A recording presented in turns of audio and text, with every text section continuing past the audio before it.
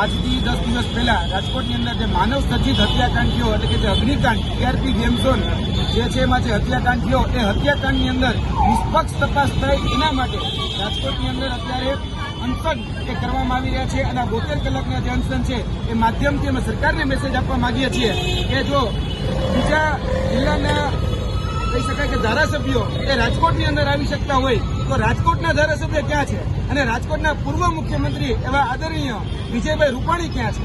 કેમ કે જ્યારે નિષ્પક્ષ તપાસની વાત આવે છે ત્યારે જે એસઆઈટીનું ગઠન કરવામાં આવ્યું છે એ એસઆઈટીમાં પણ ઘણા બધા સવાલો પેદા એ રાજકોટની જનતા જ કરી રહી છે અને કહેવાય છે કે આ રંગીલું રાજકોટ છે. આ રંગીલા રાજકોટનો રંગ ઉડી ગયો છે. જે લોકો મજા કરવા માટે ગેમ ઝોનમાં ગયા હતા એને મોત મળી છે ત્યારે ઘણા બધા પ્રશ્નો રાજકોટની જનતા જ ઉપસ્થિત કરી રહી છે કે જે એસઆઈટીનું ગઠન થયું છે એ એસઆઈટીમાં શા માટે નિષ્પક્ષ જે તપાસ અધિકારીઓ છે એને રાખવામાં નથી આવ્યા. એટલે પહેલી માંગણી એ આ અનશનના માધ્યમથી એ જ છે કે આની અંદર નિષ્પક્ષ અધિકારીઓની વરણી કરવામાં આવે અને નિષ્પક્ષ અધિકારીઓ જેને કરપ્શનને રૂપિયો પણ ન લીધો હોય, જે બેડાગ હોય, જે પ્રમાણિક હોય, જે ઈમાનદાર હોય એવા પ્રમાણિક લોકોને આ એસઆઈટીની અંદર આ મૂકવામાં આવે. બાકી અત્યારે જે એસઆઈટી છે એ એસઆઈટી નથી, એ ચીટ છે. જે લોકો મૃત્યુ પામ્યા છે એના પરિવારજનો સાથે, એના સ્નેહીજનો સાથે કરવામાં આવતા ચીટિંગ છે. એટલે આ ચીટ એ મહેરબાની કરીને આજે કરવામાં આવી છે એ ચીટ બંધ કરી દેવામાં આવે અને આની પર નિષ્પક્ષ તપાસ થાય, આની ગંભીરતા સમજવામાં આવે. જે પણ લોકોની પાસે જવાબદાર છે એ કોઈ પણ મોટા હોદ્દેદાર હોય, એ કોઈ પણ મોટા અધિકારી પણ હોય કે પદાધિકારી પણ હોય, એની ઉપર નિષ્પક્ષ તપાસ થવી ખૂબ જરૂરી છે. એટલે આ માધ્યમથી અમારી માંગણી એ જ છે કે તાત્કાલિક ધોરણે જે એસઆઈટીની અંદર જે અધિકારીઓ છે એ એસઆઈટીના અધિકારીઓમાં જે નિષ્પક્ષ અધિકારીઓ હોય એનો ઉમેરો કરવામાં આવે અને જેની ઉપર ખુદ તપાસ ચાલી રહી હોય એવા અધિકારીઓને શા માટે ભાઈ આમાં તમારે એસઆઈટીની અંદર ગઠન કરો છો, એસઆઈટીની અંદર નિમો છો? એટલે આવા જે કહી શકાય કે જે રીતે રાજકોટની પ્રજા જે કહી રહી છે કે આ લોકો નિષ્પક્ષ નથી, તો શા માટે નિષ્પક્ષ અધિકારીઓને મૂકવામાં નથી આવતા? અને જે ખુદ ચોરી કરતા હોય એને તમે ચોકીપણું સમજો, ચોકીપણું સોંપો તો શું થવાનું? જેમાં ચોકીદાર જ ચોર હોય એ તળિયા ઝાટક જ થવાના. અને જે આપણે ગુજરાત રખોપાની જવાબદારી જેને સોંપીએ છીએ એની ઉપર તો ઘણા બધા સવાલો છે. એટલે મહેરબાની કરીને બિલાડીને દૂધના રખોપા કરવાની જવાબદારી સોંપવામાં ન આવે.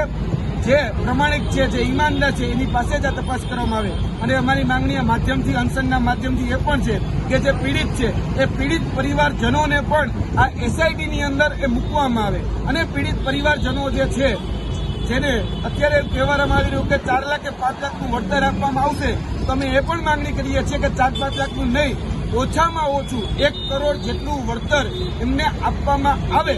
અને જે વર્તમાનના એટલે કહી શકાય જે કળિયુગના જે કૌરવો રચિત જે લાક્ષાગ્રહ હતું એ લાક્ષાગ્રહની અંદર ઘણા બધા એ ભસ્માસુર બનીને ભરખી ગયા છે.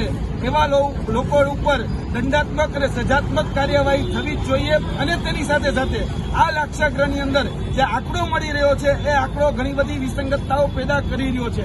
આ 30 જેટલા જ લોકો આમાં મરી નથી ગયા કે આમાં મૃત્યુ નથી પામ્યા. જે રીતે અહીંના સ્થાનિકો દ્વારા જે બાબતો સામે આવી રહી છે કે લગભગ 45 કરતાં પણ વધારે એ જે લોકો હતા કે જે આની અંદર એ મૃત્યુ પામ્યા હોઈ શકે છે એવી બાબતો સામે આવી રહી છે.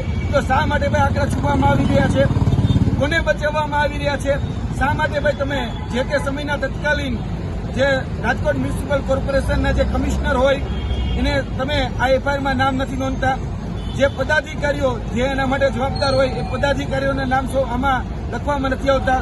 અને હમણાં કંઈક તપાસમાં કોઈ કોર્પોરેટરનું પણ નામ આવ્યું છે તો એફઆઈઆરની અંદર શા માટે કોર્પોરેટરનું નામ એડ કરવામાં નથી આવતું? શા માટે એની સામે તપાસ કરવામાં નથી આવતી? એટલે આ પ્રકારના ગંભીર સવાલો એ પેદા થઈ રહ્યા છે. ત્યારે અમે આ પત્રિકાના માધ્યમથી આ પત્રિકા રાજકોટના તમામ ગ્રામજનો, તાલુકામાં અને જિલ્લા આખામાં અમે આ પત્રિકા મોકલવાના છીએ.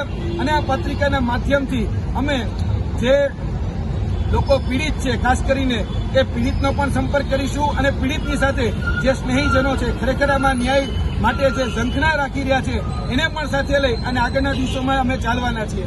અમારી જે માંગણી છે ખૂબ વ્યાજબી છે કે મૃત્યુઆંક જે છે જે સાચો મૂકવામાં આવે અને આમાં જે પણ લોકો પીડિત છે એને યોગ્ય વળતર આપવામાં આવે. એને એસઆઈટીની અંદર ગઠન જે થયું છે એની અંદર એનો સમાવેશ કરવામાં આવે અને એસઆઈટીના જે અધિકારીઓ છે જેની ઉપર ઘણા બધા લાંછનો લાગી રહ્યા છે, જે બેદાગ નથી, એવા લોકોને આ એસઆઈટીમાંથી દૂર કરવામાં આવે.